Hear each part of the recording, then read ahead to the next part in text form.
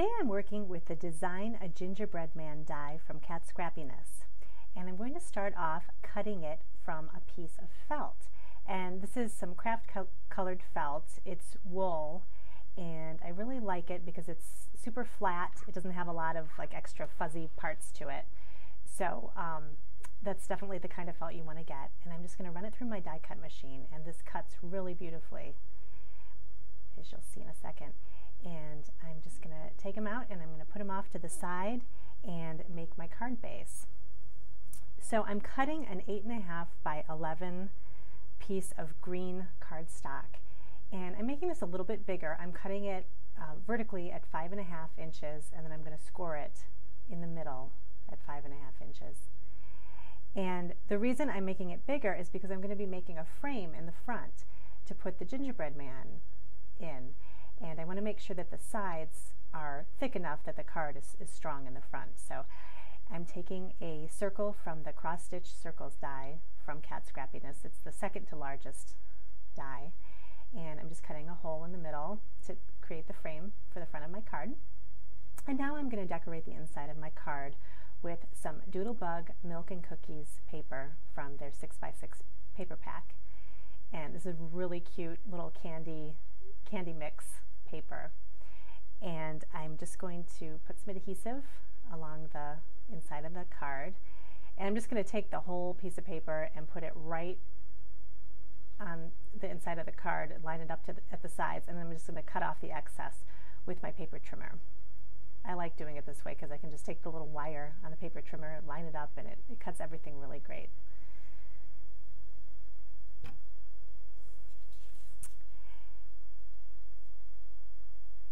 And now I'm going to get ready to decorate the little felt cookie.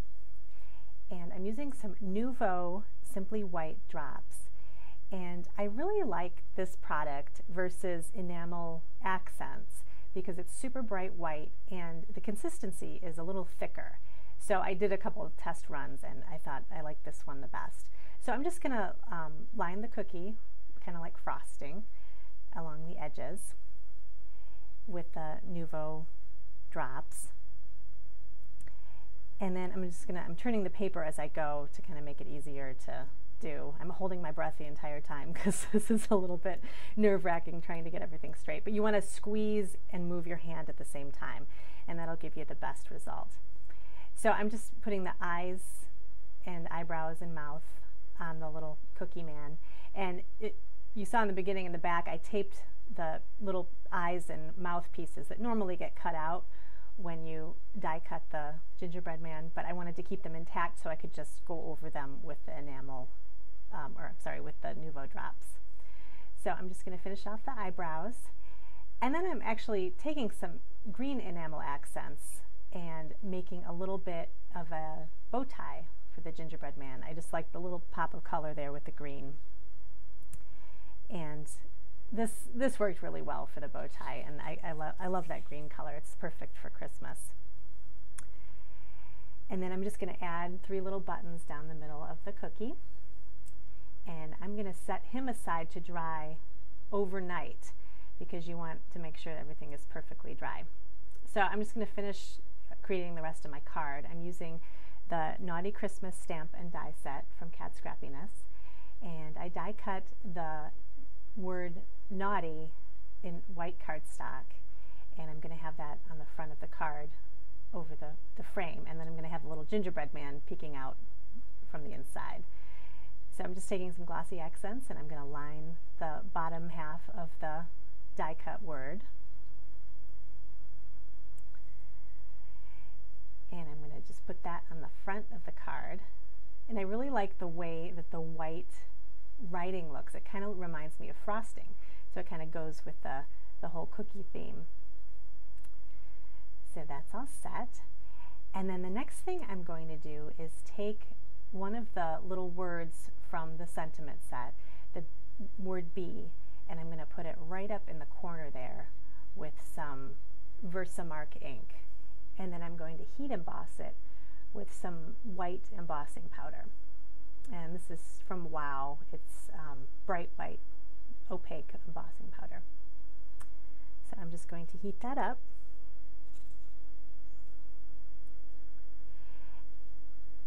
So the front is pretty much finished. I'll add some sequins later, but for the inside of the card, I just wanted to do another sentiment from the stamp set. And this one I chose is it's the holiday season, eat whatever you want. So that kind of goes with the front sentiment. And I just took a piece of scrap white cardstock, and I'm going to stamp the sentiment in Versamark black ink first, and then I'm going to heat emboss it with some clear embossing powder. This is a great way to get kind of a little more shine and stuff to your sentiment if you're stamping in black. And the Versamark stays wet for a little bit so the embossing powder sticks. So I'll just heat that up, and then I'm going to cut the sentiment out, and I want to keep it really close to the edge, to the top edge of the writing, because I want to make sure that that doesn't peek out at all on the main card. So I'm just going to adhere the little strip to the inside right corner of the card at the bottom there.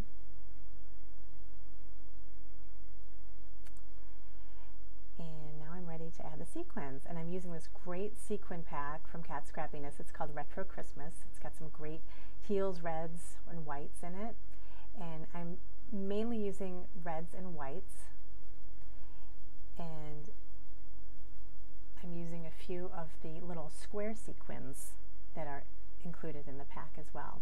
And I pre-planned my sequins. I like to do that so I know kind of exactly where I want to place them. So I try to use an uneven number. I think I used 7 here, and I just feel like that looks better when you do a design on a card, having uneven numbers. And if you're unsure about how to use the little square sequins, a trick I like to use is just to always layer them. So I'll take a square sequin and layer it over the top of a flat sequin or one of the cupped sequins, and I think it works really well. And it gives you kind of a different shape, an unexpected shape that you don't normally see with sequins. So I like the way it looks. So that's it for the sequins, and it's the next day, so I'm going to put the little gingerbread man inside the card, and he's all dry, and everything stayed, it's nice and raised, it looks great. And I'm showing you another example of something I tried. I put some Wink of Stella clear glitter pen on top of another gingerbread man because I wanted to see what it looked like. I wanted that kind of sugared cookie look, and I like it, but it's not quite what I wanted for this card. I kind of wanted a more crisp and clean look, so I'm just going to leave him plain, but it's definitely an option for you if you wanted to add a little bit of Wink of Stella.